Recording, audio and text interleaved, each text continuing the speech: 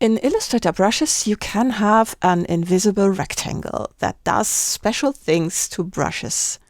In this video, we're going to figure out what it is that this invisible rectangle does and how it works. I'm going to start with pattern brushes. Let's draw the rectangle. And it's not just important that this is invisible, it also needs to be at the bottom. So I'm going to draw it here and let's make it invisible. So it has to have no fill and no stroke. It's also important that it doesn't have brushes applied, which can happen although it doesn't have a fill or a stroke. So now it needs to be at the bottom. So we're going to arrange and send it to back. And now we can take this and take the brushes panel and then drag this into the brushes panel and make a pattern brush like this. And you see now these overlap. So I didn't have to figure out the repeat for this. I just had to draw that invisible rectangle. Let's just draw with this. And this is how the brush looks. Let's take a look at that again. I'm going to select that rectangle, which is somewhere here, and I'm going to copy it and then paste it in front, and I'm going to make it visible. So we now have an invisible and a visible rectangle. And I'm going to take that again, drag it into the brushes panel and make another pattern brush.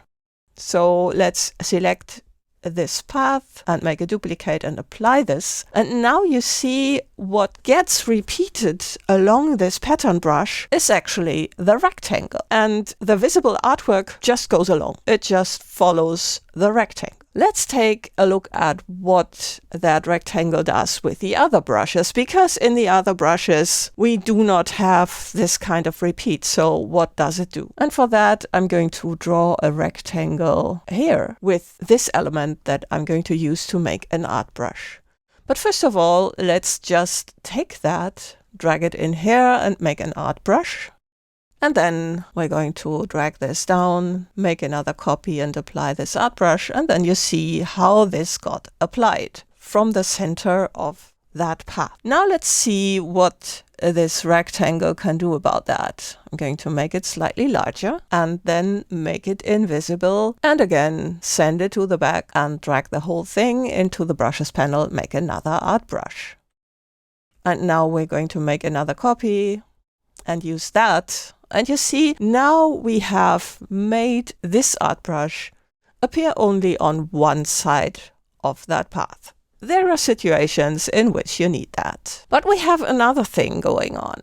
So now, as you can see, this gets bent along with that path. So let's take this and I'm going to shorten it like this and then make another art brush and then apply that. And you see now, of course, it got scaled, but it doesn't get bent anymore because this rectangle also determines the length of this brush. So what actually gets stretched along that path is the rectangle. Let's make that visible again. I'm going to copy it and then I'm going to paste it in front and let's apply a color to that as well and make another art brush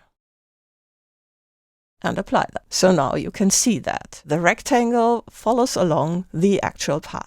And what's overlapping doesn't get bent anymore. Let's take a look at this here. This is going to be a scatter brush and I want these triangles to appear just on one side of that path. Like, for instance, in geological plans or maps. That's where you would need it. We have already discovered things about that rectangle. And in this case, we have another method. I could copy this, or rather, let's do it with mirroring. So I'm going to use the reflect tool and just make a copy here. And then I could use that to make it invisible. So let's drag that in here and make a scatter brush in this case. And I'm just going to make a larger spacing, but all the other things stay intact. As you perhaps know, when using scatter, then you can actually shift the artwork to one side of the path. I'm not going to do that. So just like this, let's make a copy of the path and apply that. And you see, this is nearly working. I just need to set another setting. So this needs to be relative to the path. And then we have that. So it would work as well. And the invisible triangle is of course invisible. But let's make a comparison. So if you want to make the same with the rectangle, then you would need to do something different. What you would need to do is not just draw a rectangle, but we need to draw a rectangle from the center. And then, of course, make it invisible and get it to the back.